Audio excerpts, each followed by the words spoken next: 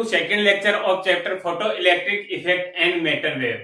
आज के लेक्चर में अपन फोटो इलेक्ट्रिक इफेक्ट क्या होता है और फोटो इलेक्ट्रिक इफेक्ट में जो इंपॉर्टेंट टर्मिनोलॉजी जो आ रही है जैसे थ्रेशोल्ड, फ्रीक्वेंसी, वर्क फंक्शन है, ये जो टर्मिनोलॉजी आ रही है इनको डिफाइन करेंगे और इनको डिफाइन करते हुए अपन लाइट की इंटेंसिटी की स्टडी करते हुए कुछ इंपॉर्टेंट न्यूमेरिकल देखेंगे। तो लेक्चर को स्टार्ट करते हैं। लेक्चर को स्टार्ट करने से पहले वीडियो को लाइक कर दो और चैनल को सब्सक्राइब नहीं किया है तो चैनल को सब्सक्राइब करके बेल आइकन दबा दीजिए। तो अपन स्टडी करते हैं। देखो आज का जो फर्स्ट टॉपिक है वो है फोटो इलेक्ट्रिक इफेक्ट।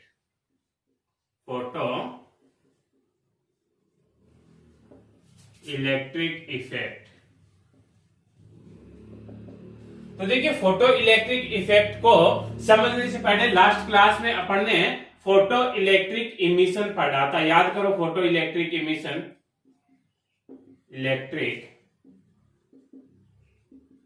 इमिशन। देखो फोटो इलेक्ट्रिक इमिशन क्या होता है, अपने पास में कोई भी मेटल होता है, ये जो मेटल है इस मेटल में क्या होते हैं, फ्री इलेक्ट्रॉन्स होते हैं। ये है अपने पास में मेटल है तो इस मेटल में ये जो हैं फ्री इलेक्ट्रॉन्स होंगे, फ्री इलेक्ट्रॉन्स। ये फ्री इलेक्ट्रॉन्स जो हैं यह मेटल में प्रेजेंट होते हैं और मेटल में रैंडम मोशन करते रहते हैं, लेकिन ये फ्री इलेक्ट्रॉन मेटल सरफेस से बाहर इमिट नहीं होते क्योंकि यह फ्री इलेक्ट्रॉन पॉजिटिव चार्ज से बाउंडेड होते हैं, पॉजिटिव चार्ज से अट्रैक्टिव रहते हैं, इसलिए इस मेटल से बाहर इमिट नहीं हो सकते। अगर अपन इन इलेक्ट्रॉन्स को इस मेटल से बाहर इमिट करवाना चाहते हैं तो यहाँ पे अपन को इन इलेक्ट्रॉनों को एक एनर्जी प्रोवाइड करनी पड़ेगी और वो एनर्जी है ई नॉट, जो इसके अट्रैक्शन फोर्स को ब्रेक डाउन कर दे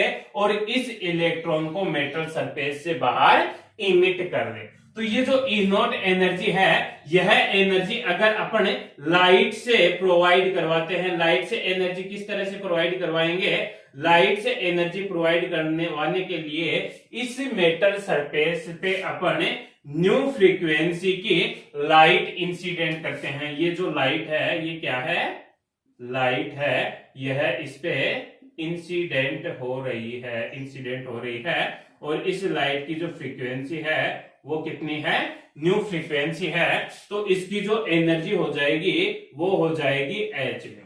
इसी तरह से कहने का मतलब इस मेटल पे कितनी एनर्जी इंसिडेंट हो रही है, एच न्यू एनर्जी इंसिडेंट हो रही है और इस इलेक्ट्रॉन को जो एनर्जी रिक्वायर्ड है ई नॉट, उसको भी इसी टर्मिनोलॉजी में नोट करें तो अपन नोट कर सकते हैं एच न्यू नॉट।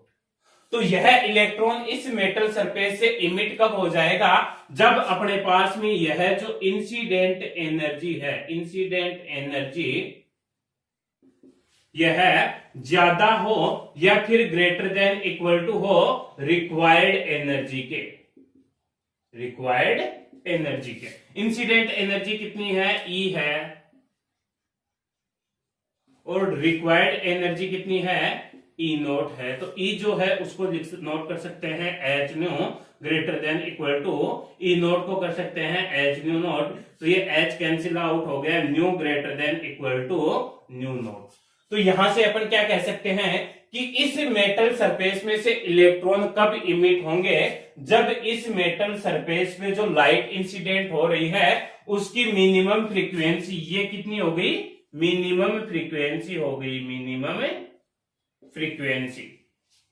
ये जो मिनिमम फ्रीक्वेंसी है यह कितनी हो, न्यू नॉट हो, और ये जो मिनिमम फ्रीक्वेंसी होती है इसी मिनिमम फ्रीक्वेंसी को अपन थ्रेशोल्ड फ्रीक्वेंसी कहते हैं। क्या कहते हैं, थ्रेशोल्ड फ्रीक्वेंसी कहते हैं। इसको अपन डेफिनेशन के तौर पे लिखेंगे भी, लेकिन यहाँ पे ये टर्मिनोलॉजी एक्सप्लेन कर रहा हूं कि मैं थ्रेशोल्ड फ्रीक्वेंसी क्या होती है। तो थ्रेशोल्ड फ्रीक्वेंसी देखिए यहाँ पे क्या हो गई, किसी भी मेटल सरफेस से इलेक्ट्रॉन इमिट होने के लिए जो इंसिडेंट लाइट है उसकी जो मिनिमम फ्रीक्वेंसी है उसी मिनिमम फ्रीक्वेंसी को क्या कहते हैं, थ्रेशोल्ड फ्रीक्वेंसी कहते हैं। तो यहाँ पे अब फोटो इलेक्ट्रिक इफेक्ट को एक्सप्लेन करूंगा।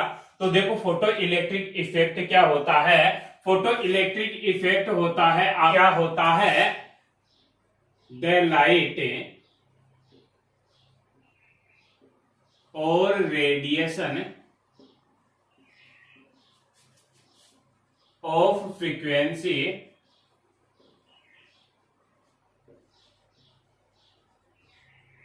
greater than equal to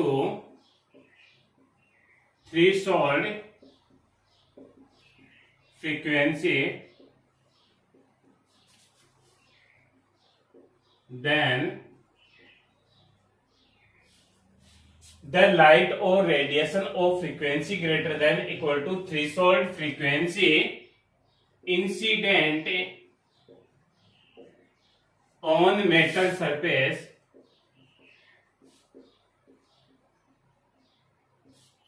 then some electron are emitted from metal surface. Some electron are emitted from metal surface.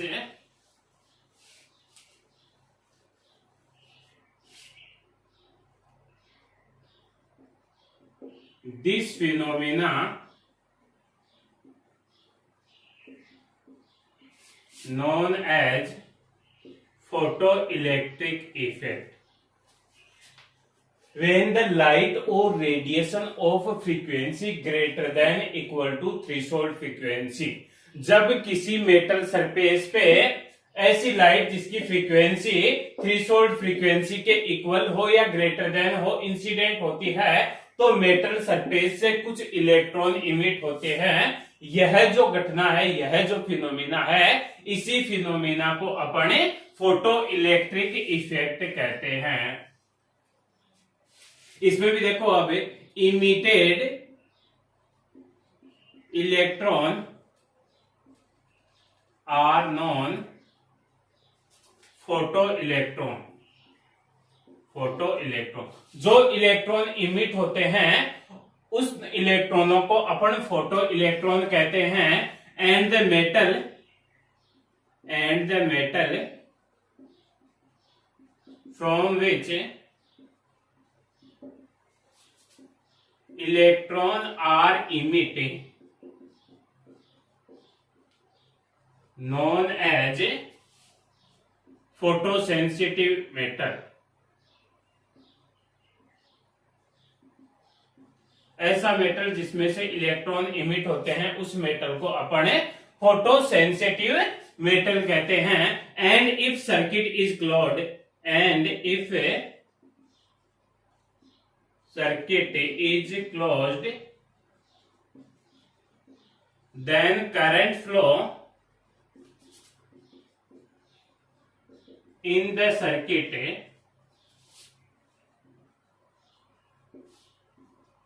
that's known photoelectric current।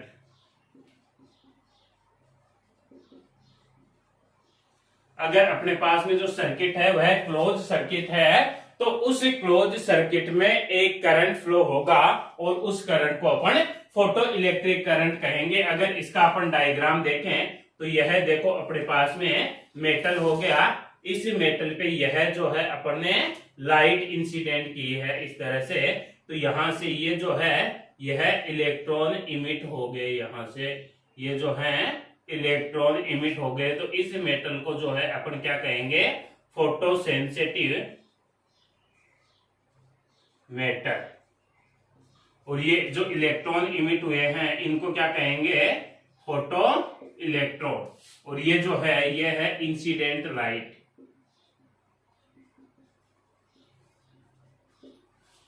ये जो फोटो इलेक्ट्रिक फिनोमिना है, यह सबसे पहले जो इसकी स्टडी जो है वह हर्ट्ज नामक साइंटिस्ट ने की थी। तो ये हो गया अपना फोटो इलेक्ट्रिक इफेक्ट। अब इस फोटो इलेक्ट्रिक इफेक्ट में जो है कुछ वर्ड आ रहे हैं, जैसे ये फोटो आ रहा है या फोटोन आ रहा है, थ्रेशोल्ड फ्रीक्वेंसी आ रहा है। तो ये जो इंपॉर्टेंट वर्ड जो आ रहे हैं इनकी स्टडी अपन करेंगे। तो नेक्स्ट हेडिंग जो है अपनी वो है इंपॉर्टेंट टर्मिनोलॉजी या definition in photo electric effect. Important terminology या definition in photo electric effect. तो देखो सबसे पहले जो डेफिनेशन आती है वो आती है थ्रेशोल्ड फ्रीक्वेंसी। थ्रेशोल्ड फ्रीक्वेंसी, देखो थ्रेशोल्ड फ्रीक्वेंसी क्या होती है? The minimum frequency, the minimum frequency of incident light और रेडिएशन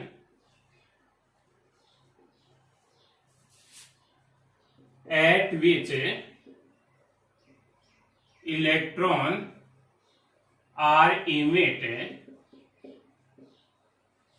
from metal surface। वह मिनिमम फ्रीक्वेंसी जिस पर किसी मेटल सरफेस से, जैसे ये मेटल सरफेस है तो इस पे ये जो लाइट इंसिडेंट हो रही है, ये जो लाइट इंसिडेंट हो रही है, इस इंसिडेंट लाइट की यह जो मिनिमम फ्रीक्वेंसी होगी, इस मिनिमम फ्रीक्वेंसी जो है इसी को अपन थ्रेशोल्ड फ्रीक्वेंसी कहेंगे, जिस पर इस मेटल से इलेक्ट्रॉन जो हैं वो इमिट हो जाते हैं। तो यह जो मिनिमम फ्रीक्वेंसी है, इसी मिनिमम फ्रीक्वेंसी को क्या कहते हैं? अपन थ्रेशोल्ड फ्रीक्वेंसी कहते हैं, और इसको अपन न्यू नोट से रिप्रेजेंट करते हैं। अब इसमें तीन केस है। देखो अपन ने क्या एज्यूम कर लिया? अपन ने एज्यूमशन ले लिया कि ये जो इंसिडेंट लाइट है, इस इंसिडेंट लाइट की फ्रीक्वेंसी कितनी है? न्यू है। और यहां पे ये जो थ्रेशोल्ड फ्रीक्वेंसी जो है, थ्रेशोल्ड फ्रीक्वेंसी जो है वो अपन ने न्यू नोट मान ली। तो अपन ने पहला केस लिया कि अपने पास में जो इंसिडेंट फ्रीक्वेंसी जो है वह थ्रेशोल्ड फ्रीक्वेंसी से ज्यादा है, तो यहाँ पे क्या होगा? इलेक्ट्रॉन जो हैं वह इमिट होंगे, और इलेक्ट्रॉन इमिट होंगे, उनकी काइनेटिक एनर्जी जीरो नहीं होगी। मतलब काइनेटिक एनर्जी के साथ इलेक्ट्रॉन इमिट होंगे। कैसे? अगर इंसिडेंट लाइट की फ्रीक्वेंसी थ्रेशोल्ड फ्रीक्वेंसी से ज्यादा है, मतलब ज्यादा एनर्जी इंसिडेंट हो रही है, ज्यादा एनर्जी इंसिडेंट हो रही है, तो यहाँ पे ये जो इलेक्ट्रॉन है इसको भी ज्यादा एनर्जी मिलेगी।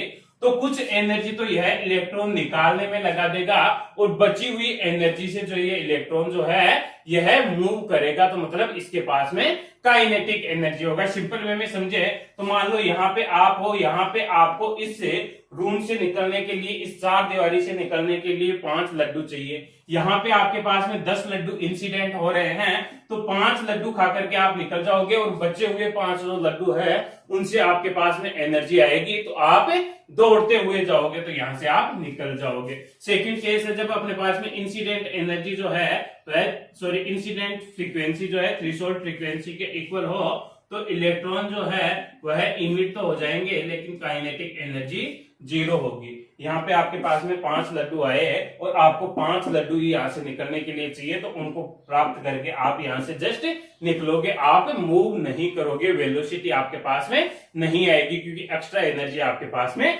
नहीं आ रही।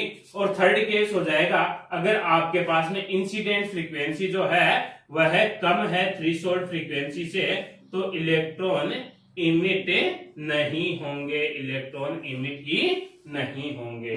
अगर आपके पास में यहाँ पे 2 ही लड्डू दिए जा रहे हैं और आपको यहाँ से निकलने के लिए कितने चाहिए? 5 लड्डू, तो आप यहाँ से निकल ही नहीं पाओगे। तो ये था अपने थ्रेशोल्ड फ्रीक्वेंसी।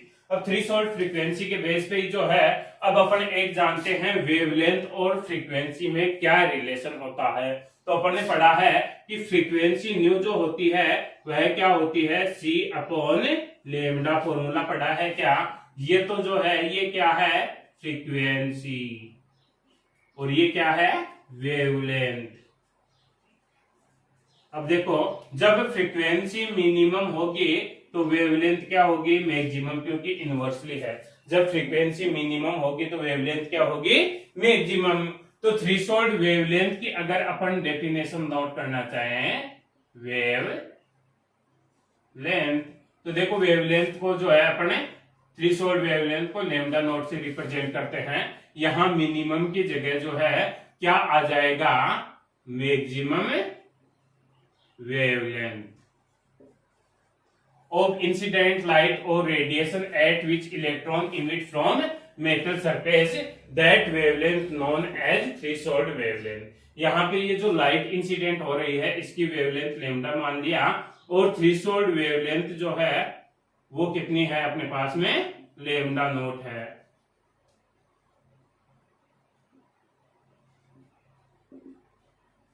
तो वही अपन तीन कंडीशन लेंगे। पहली कंडीशन ले ली अपन ने कि अपने पास में जो इंसिडेंट वेवलेंथ जो है वह है इंसिडेंट वेवलेंथ थ्रेशोल्ड वेवलेंथ से कम है। वेवलेंथ कम है तो फ्रीक्वेंसी ज्यादा हो गई, मतलब इंसिडेंट फ्रीक्वेंसी ज्यादा है तो ज्यादा एनर्जी आ रही है तो इलेक्ट्रॉन इमिट भी हो जाएगा, और फिर भी ज्यादा है तो काइनेटिक एनर्जी भी होगी, मतलब काइनेटिक एनर्जी जीरो नहीं होगी। दूसरा केस ले लिया, अगर इंसिडेंट वेवलेंथ थ्रेशोल्ड वेवलेंथ के इक्वल है तो इलेक्ट्रॉन इमिट होंगे, काइनेटिक एनर्जी नहीं होगी। और थर्ड केस हो जाएगा आपका जब आपकी इंसिडेंट वेवलेंथ थ्रेशोल्ड वेवलेंथ से ज्यादा है। तो ये इंसिडेंट ज्यादा है तो इंसिडेंट फ्रीक्वेंसी कम हो जाएगी, इंसिडेंट फ्रीक्वेंसी कम हो गई तो इलेक्ट्रॉन इमिट ही नहीं हो पाएंगे। तो ये होती है अपनी थ्रेशोल्ड वेवलेंथ। अब थ्रेशोल्ड वेवलेंथ के क्रम में ही जो है अपने थ्रेशोल्ड एनर्जी देख लेते हैं। तो देखो लास्ट चैप्टर जब वेव ऑप्टिक्स पढ़ाया था आपको, तो वेव ऑप्टिक्स में बताया था कि ये जो फोटोन की जो एनर्जी होती है वह कितनी होती है, एच न्यू। एनर्जी कितनी होती है, एच न्यू एनर्जी होती है।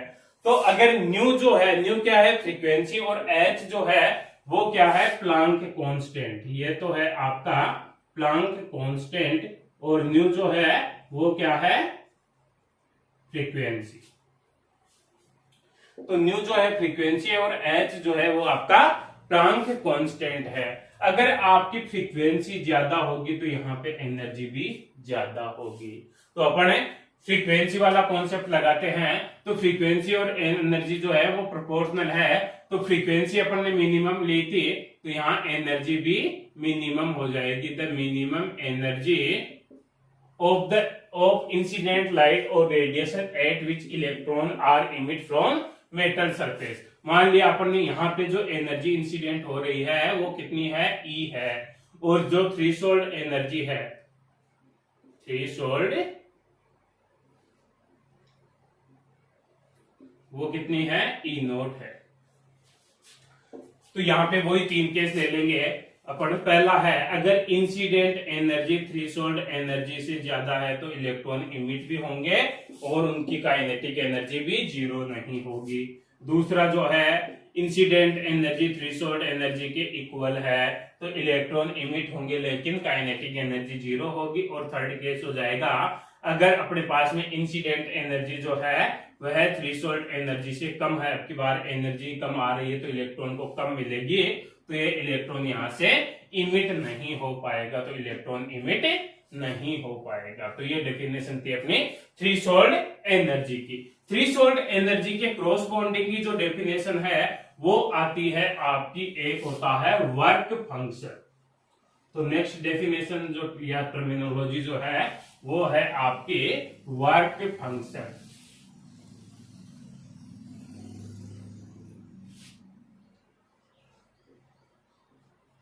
Work function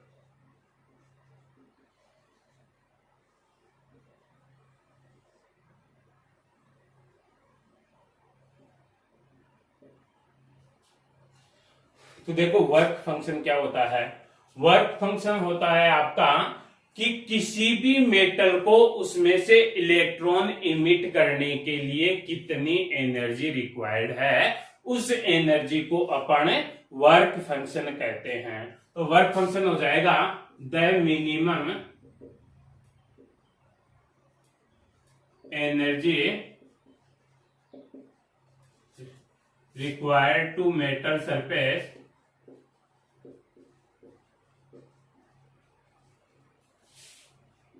to emit electron from metal surface। किसी भी में ये मान लो अपने पास में यह मेटल है, तो इस मेटल को मिनिमम कितनी एनर्जी चाहिए कि इसमें से ये जो फ्री इलेक्ट्रॉन जो है, ये फ्री इलेक्ट्रॉन जो है यहां से इमिट हो जाए। तो इस मेटल को कितनी एनर्जी चाहिए, बात वही हो गई जो अपने थ्रेशोल्ड एनर्जी पढ़ा था भाई। थ्रेशोल्ड एनर्जी जो होगी उसी पे इलेक्ट्रॉन निकलेंगे। तो ये वर्क फंक्शन क्या है और थ्रेशोल्ड एनर्जी में डिफरेंस क्या हुआ।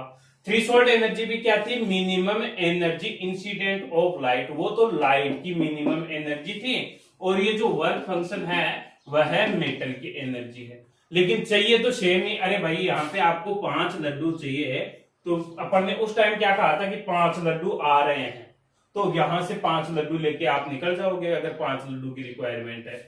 तो थ्रेशोल्ड तो क्या हो गई, थ्रेशोल्ड फ्रीक्वेंसी तो हो गई कि मिनिमम कितनी फ्रीक्वेंसी जो है, वो कितनी लाइट की फ्रीक्वेंसी आपके पास में आ रही है, वो तो हो गई थ्रेशोल्ड एनर्जी कि मिनिमम कितनी एनर्जी आपकी इंसिडेंट हो रही है, लाइट की कितनी एनर्जी है। और वर्क फंक्शन हो गया कि मेटल में से इलेक्ट्रॉन निकलने के लिए कितनी एनर्जी चाहिए। तो दोनों जो वैल्यू है वो होती सेम है। कहने का मतलब हुआ कि वर्क फंक्शन जो है वह थ्रेशोल्ड एनर्जी ही होता है। सोल्ड एनर्जी ही होता है, दोनों का वैल्यू जो है वो बराबर होगी। लेकिन डिफरेंस जो है वो डिफरेंस क्या है, डिफरेंस ये है कि थ्रेशोल्ड एनर्जी जो है, थ्रेशोल्ड एनर्जी जो है, थ्रेशोल्ड एनर्जी वह लाइट की प्रॉपर्टी है, लाइट प्रॉपर्टी। और ये जो वर्क फंक्शन है, वर्क फंक्शन यह है मेटल की प्रॉपर्टी है। देखो ध्यान से आप डेफिनेशन देखोगे तो थ्रेशोल्ड एनर्जी में अपन लाइट और रेडिएशन टर्मिनोलॉजी यूज में ले रहे थे, जबकि यहां पे अपन ने मेटल वर्ड यूज में ले रहे हैं। तो ये थ्रेशोल्ड एनर्जी जो है वो तो लाइट की प्रॉपर्टी है कि इंसिडेंट लाइट कितनी हो, मिनिमम कितनी लाइट आए अपने पास में, वो तो हो जाएगी आपकी थ्रेशोल्ड एनर्जी। और ये वर्क फंक्शन हो जाएगा कि इस मेटल को मिनिमम कितनी एनर्जी चाहिए। हालांकि दोनों की वैल्यू जो है, दोनों का वैल्यू जो है या मान जो है वो सेम होगा। अब इनकी यूनिट जो है, एनर्जी की यूनिट क्या होती है, एसआई यूनिट जो है वह तो एनर्जी की जूल होती है। क्या होती है, जूल होती है। लेकिन जनरली जो है अपन इलेक्ट्रॉन वोल्ट यूज में लेते हैं, यूनिट जो है अपन इलेक्ट्रॉन वोल्ट यूज में लेते हैं। तो ये हो गई अपने वर्क फंक्शन। हाँ, तो नेक्स्ट देखिए फोटोन क्या होता है। तो फोटोन को डेफिनेशन जो है अपन ने लास्ट चैप्टर जो वेव ऑप्टिक्स था उसमें भी देखा था। उसमें क्या देखा था अपन ने, प्लांक की जो क्वांटम थ्योरी है, प्लांक क्वांटम थ्योरी, उसके अकॉर्डिंग लाइट जो होती है वह किस रूप में होती है, एनर्जी और रेडिएशन के रूप में। और ये एनर्जी और रेडिएशन जो है उसका इमिशन या एब्जॉर्प्शन जो है वह कंटिन्यूअस न होकर के एनर्जी के स्मॉल पैकेट्स के रूप में होता है। यह जो एनर्जी होती है यह स्मॉल पैकेट्स के रूप में होती है, स्मॉल पैकेट्स के रूप में होती है। और ये जो स्मॉल पैकेट्स जो होते हैं एनर्जी के, इन्हीं स्मॉल पैकेट को अपन क्या कहते हैं, फोटोन कहते हैं। यहाँ पे अपन ने क्या कॉन्सेप्ट लिया था कि जैसे यह अपने पास में लाइट का सोर्स है और यह जो है अपने पास में एक ऑब्जेक्ट है, तो इस सोर्स से क्या होगा, लाइट का इमिशन होगा। इस सोर्स से लाइट जो है वह इस तरह से इमिट होगी और यह ऑब्जेक्ट जो है वह लाइट को एब्जॉर्ब करेगा। यह ऑब्जेक्ट जो है वह लाइट को इस तरह से ऑब्जर्व करेगा। तो इस सोर्स से लाइट का इमिशन और ऑब्जेक्ट के द्वारा लाइट का एब्जॉर्प्शन जो है वह कंटिन्यूअस न होकर के एनर्जी के स्मॉल बंडल्स के रूप में होंगे। यह एनर्जी जो है यह इस तरह से बंडल्स के रूप में होगी, और ये जो स्मॉल बंडल जो हैं, स्मॉल पैकेट्स जो हैं, इन्हीं पैकेट्स को अपन फोटोन कहते हैं। तो ये होता है अपना फोटोन। अब ये फोटोन जो है इसकी कुछ प्रॉपर्टी है, जैसे ये फोटोन जो है, इस फोटोन की जो वेलोसिटी होती है वह लाइट की वेलोसिटी के इक्वल होती है, और लाइट की वेलोसिटी कितनी है 3 × 10⁸ मीटर पर सेकेंड। दूसरी बात, ये जो फोटोन है इस फोटोन का रेस्ट मास जो है वह 0 होता है। रेस्ट में अगर इस फोटोन की मास की बात करें तो रेस्ट मास कितना होता है 0 होता है। नेक्स्ट बात, ये फोटोन जो है यह एक न्यूट्रल पार्टिकल है, न्यूट्रल पार्टिकल है। न्यूट्रल पार्टिकल है तो इसका मतलब क्या हुआ कि इलेक्ट्रिक फील्ड और मैग्नेटिक फील्ड में यह डेविएट और डिफ्लेक्टेड नहीं होगा। अगर इस फोटोन को अपन इलेक्ट्रिक फील्ड और मैग्नेटिक फील्ड से पास करवाए हैं तो इलेक्ट्रिक फील्ड और मैग्नेटिक फील्ड में यह डेविएट भी नहीं होगा और डिफ्लेक्टेड भी नहीं होगा, मतलब इस पे कोई इफेक्ट नहीं पड़ेगा। सीधा सा मतलब कहने का मतलब क्या हुआ कि इलेक्ट्रिक फील्ड और मैग्नेटिक फील्ड में इसके ऊपर कोई भी इफेक्ट नहीं पड़ेगा। नेक्स्ट बात, ये जो फोटोन होता है, ये जो फोटोन होता है, अगर अपन लाइट की इंटेंसिटी बढ़ाएं, इंटेंसिटी लाइट की क्या बढ़ाएं, इंटेंसिटी को बढ़ाएं, तो लाइट की इंटेंसिटी बढ़ाने से नंबर ऑफ फोटोन इंक्रीज होंगे। लाइट की अगर अपन इंटेंसिटी बढ़ाएंगे तो फोटोन की जो संख्या है उसमें इंक्रीमेंट होगा। और नेक्स्ट बात, फोटोन की जो एनर्जी होती है, फोटोन की जो एनर्जी होती है वह कितनी होती है h न्यू होती है। तो यहाँ पे न्यू की जगह जो है अपन न्यू की जगह क्या नोट कर सकते हैं c/λ। तो फोटोन की जो एनर्जी है वो कितनी होगी hc/λ। और 6 जो है वो है फोटोन का मोमेंटम। फोटोन का जो मोमेंटम होता है, किसी भी ऑब्जेक्ट का मोमेंट क्या होता है, मोमेंटम mv होता है। mv होता है तो फोटोन का मास m और वेलोसिटी कितनी, लाइट की वेलोसिटी c के इक्वल। इसको इस तरह से भी नोट कर सकते हैं mc²/c। एक c से c कैंसिल आउट हो जाएगा। E बराबर mc² क्या है, आइंस्टीन की एनर्जी। तो mc² को क्या कर सकते हैं E/c। ठीक है, तो E जो है फोटोन की एनर्जी क्या होती है h न्यू/c, और न्यू को क्या लिख सकते हैं c/λ। तो hc/c, c से c कैंसिल आउट तो क्या आ गया h/λ। तो फोटोन का जो मोमेंटम होता है वो कितना होता है h/λ होता है। तो ये हो गया अपना एक इंपॉर्टेंट फॉर्मूला है, इस पे छोटा क्वेश्चन भी पूछा जाता है। तो यहां से आपको एक क्वेश्चन जो है वो आपको भी सॉल्व करना है। क्वेश्चन क्या है, क्वेश्चन है आपका कि एक आपके पास में लाइट जो है उस लाइट की वेवलेंथ दे रखी है आपको। लाइट जो है उस लाइट की वेवलेंथ है 4000 एंगस्ट्रम। चलो क्वेश्चन नोट कर देते हैं।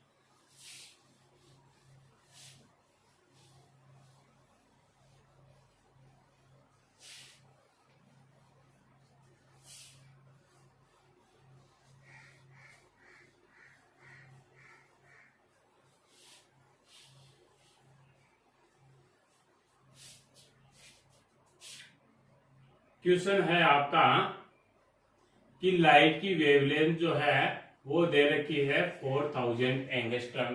तो आपको लाइट की फ्रीक्वेंसी न्यू फाइंड आउट करनी है, लाइट का मोमेंटम p फाइंड आउट करना है, और लाइट की एनर्जी E फाइंड आउट करनी है। ये तीनों चीजें जो हैं वो आपको फाइंड आउट करनी है, और इसका आंसर जो है वो आप कमेंट में दोगे। तो फटाफट फाइंड आउट करके जो है कमेंट करोगे। फॉर्मूला तीनों का आपको बता रखा है, तो उसी फॉर्मूले से ये तीनों चीजें जो है आपको फाइंड आउट करनी है। एक बात यहाँ पे बता देते हैं कि ये एंगस्ट्रम जो होता है इसको अपन ऐसा ही यूनिट में कैसे लिखते हैं, एक एंगस्ट्रम जो होता है उसके इक्वल होता है 10 to the power minus 10 metre. एक एंगस्ट्रम में 10 to the power minus 10 metre होता है। और h जो होता है उस h की वैल्यू प्लांक कांस्टेंट जो है उसकी वैल्यू होती है 6.62 into 10 to the power minus 34 joule second. c की वैल्यू आपको पता है 3 into 10 to the power 8 metre पर सेकेंड। यही वैल्यू चाहिए। इन तीनों वैल्यू से जो है आप यह क्वेश्चन कर सकते हो। एक एंगस्ट्रम में 10 to the power minus 10 metre होती है, h की value 6.62 into 10 to the power minus 34 joule second होती है और c की वैल्यू इतनी होती है। नेक्स्ट देखो इंटेंसिटी ऑफ लाइट।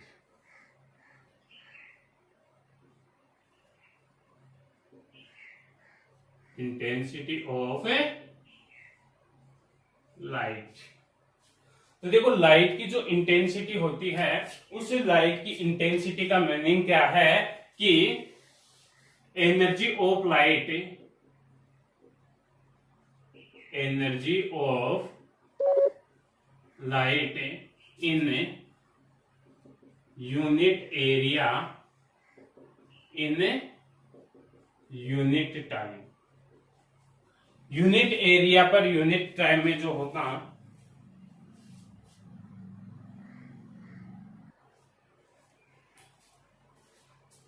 तो देखो energy of light in unit area and unit time. अपन ने मान लिया कि अपने पास में ए एरिया है और टी टाइम है और इस टी टाइम में जो लाइट की एनर्जी है वह ई एनर्जी है।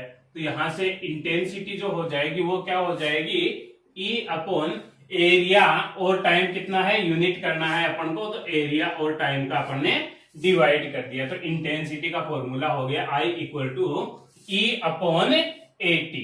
अब अपन को पता है कि अगर अपने पास में कैपिटल एन फोटोन इंसिडेंट होते हैं और न्यू जो है उन फोटोन की फ्रीक्वेंसी है, क्या है न्यू फ्रीक्वेंसी, तो ई जो है वो कितना हो जाएगा capital N into H nu. एक फोटोन की एनर्जी कितनी होती है एच न्यू, तो एन फोटोन की कितनी हो जाएगी एन इंटू एच न्यू। तो आई का फॉर्मूला जो है वो क्या आ जाएगा N into H nu upon A into T. अब यहाँ पे पता है अपन को कैपिटल एन अपॉन टी जो होता है वो होता है स्मॉल एन। स्मॉल एन क्या है नंबर ऑफ फोटोन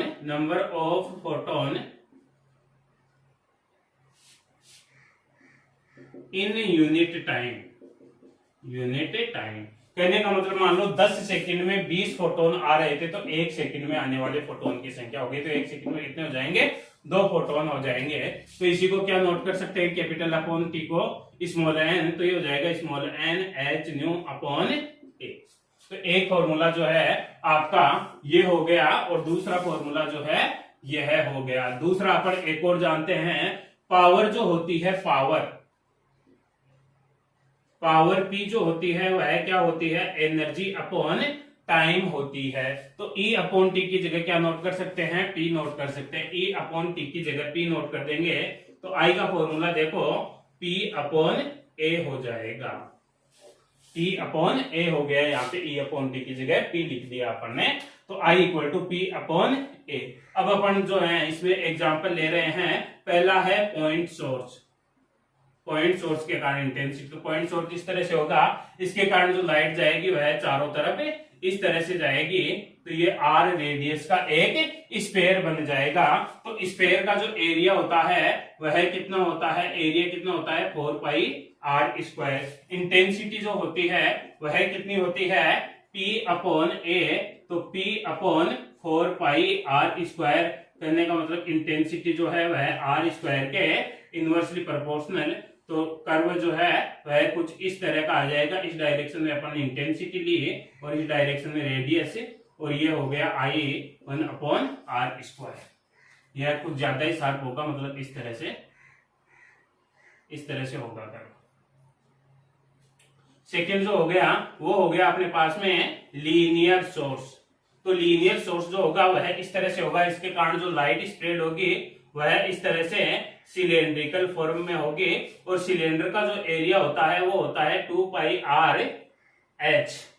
ठीक है, तो यहाँ नीचे a आएगा तो I जो है वह इनवर्सली r के आ गया, तो यहाँ पे इसका जो कर्व आएगा वह कुछ इस तरह से आ जाएगा, इस तरह से कम शार्पनेस का होगा I1/r, इस डायरेक्शन में I और इधर r। तो ये जो है अपनी इंटेंसिटी हो गई, राइट। अब इसी इंटेंसिटी में जो है एक अच्छा कॉन्सेप्ट आता है, न्यूमेरिकल कॉन्सेप्ट, तो वो देखते हैं अपन।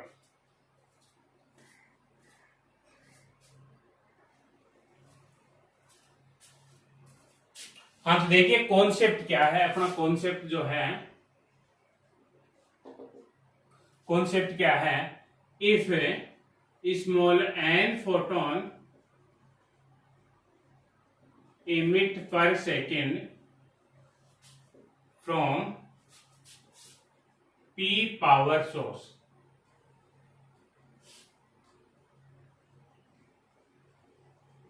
तो इंटेंसिटी जो है वह कितनी हो जाएगी। इंटेंसिटी के दो फॉर्मूले लिखे थे अपन ने, P/A और दूसरा लिखा था E/AT। दो फॉर्मूले लिखे थे, P/A और E/AT। तो E की वैल्यू जो है, देखो E की वैल्यू कितनी हो जाएगी, यहाँ पे E की वैल्यू जो है वह हो जाएगी आपकी स्मॉल n फोटोन पर सेकेंड इमिट हो रहे हैं, तो E हो जाएगा स्मॉल n h न्यू, और T जो है वह 1 सेकेंड में इमिटेड फोटोन है, तो T की वैल्यू हो गई 1 सेकेंड। तो इक्वेशन में अपन ने पुट डाउन किया, तो P/A that's equal to NH nu upon A और T की वैल्यू 1, तो यहां से A से कैंसिल आउट, P की वैल्यू जो है वो स्मॉल n h न्यू, तो यहां से स्मॉल n की वैल्यू जो है वो आ गई P/h न्यू। इसी को अपन न्यू की वैल्यू जो है वह C/λ पुट डाउन करते हैं, तो स्मॉल n जो है वो आ गया P/λ/hc। तो इस पे एक क्वेश्चन आया हुआ था एग्जाम, जो 2014 थी बोर्ड की एग्जाम, उसमें क्वेश्चन आया हुआ था कि एक लाइट सोर्स जो है 60 वाट का लाइट सोर्स है, लाइट सोर्स की पावर कितनी है, 60 वाट है, और उसके लिए जो आपकी लेमडा जो दे रखी है, वेवलेंथ जो दे रखी है वो दे रखी है 66420 एंगस्ट्रम जो है वह वेवलेंथ दे रखी है, तो आपसे उसमें पर सेकेंड इमिट होने वाले फोटोन की संख्या पूछी है।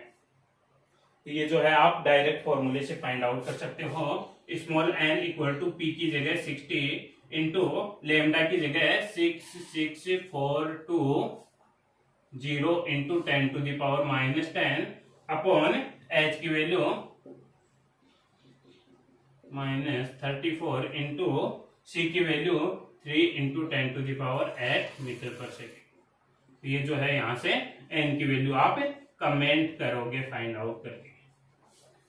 तो ये था अपना अच्छा कॉन्सेप्ट है, ये इस पे न्यूमेरिकल आता है एग्जाम में, तो इस कॉन्सेप्ट को जरूर देखिए। आज का लेक्चर इतना ही। लेक्चर को लाइक करें, सब्सक्राइब करें और शेयर करें। ओके, धन्यवाद।